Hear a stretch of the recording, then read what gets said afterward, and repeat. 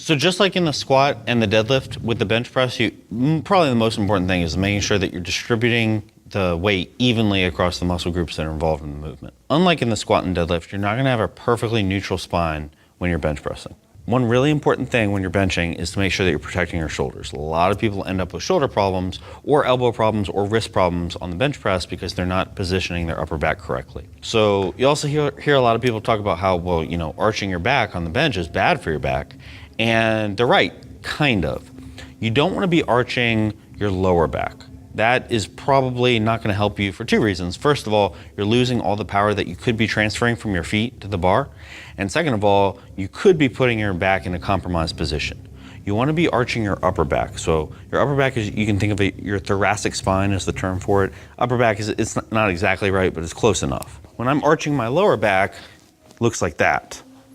My upper back hasn't really moved at all. I'm just arching my lower back, I'm pushing my abs forward. That's not good.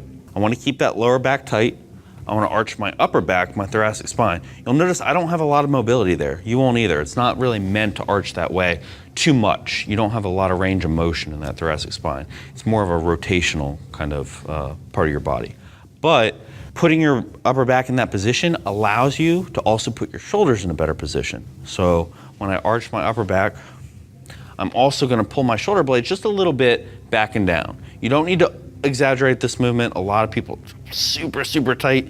You don't need to do that. You just need to make sure that you're keeping the tension off of kind of the front of your shoulder, right? And you're doing that by keeping the upper back tight, just like we talked about in the squat, exactly like we talked about in the squat. By keeping those muscles tight, you're going to, again, balance the weight more efficiently, and you're going to avoid a lot of shoulder injuries. The other thing to think about your shoulders is the degree of external rotation that you're using. So again, more or less external rotation, moving your arm away from your body, internal rotation, moving your arm towards your body.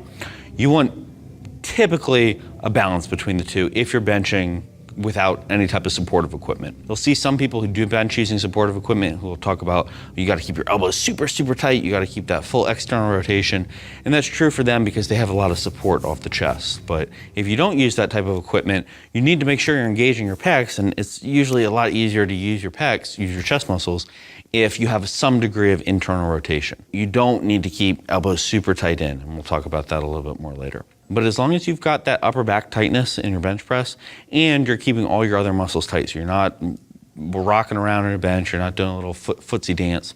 As long as you're keeping tight and keeping their upper back position, you're probably not going to injure yourself on the bench as long as you're not going too crazy heavy or doing anything silly like that. So that's the main thing. There's a lot of other variations we'll talk about as well. So again, hand placement, foot placement, and then breathing and how kind of you descend the bar, how you lower the bar to your chest. All those things are very important. But when it comes to safety, really that shoulder position is going to be the most important one for most people. The other thing that goes right along with that is kind of your wrist position. You'll see some people bench with a flat wrist. They say, oh, you know, I can feel a little bit better, it feels stronger that way. And for a lot of people it does because it's going to shift a little bit of the emphasis away from kind of the shoulder area and towards your triceps. And if you have stronger triceps, that's really good. Unfortunately, you want to be able to engage everything with your wrist straight because when you bend that wrist, it's also putting a lot of tension on the elbow. And that can lead to elbow problems. It can lead to shoulder problems if you're compensating.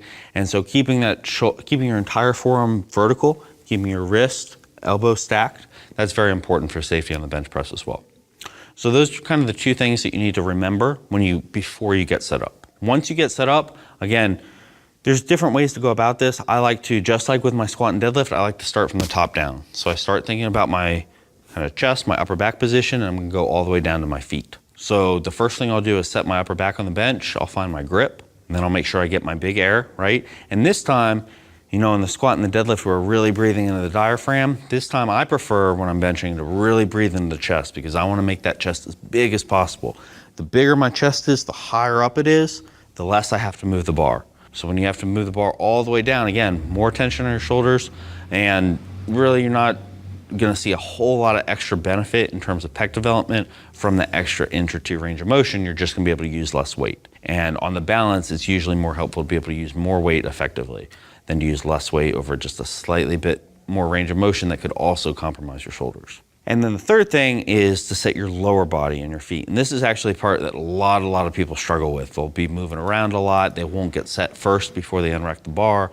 for whatever reason, they won't get in a solid position. And a lot of your power from the bench press comes from your feet. I know it sounds weird, but being able to stay in that tight position, it all starts with your connection to the ground. And so that's very, very important.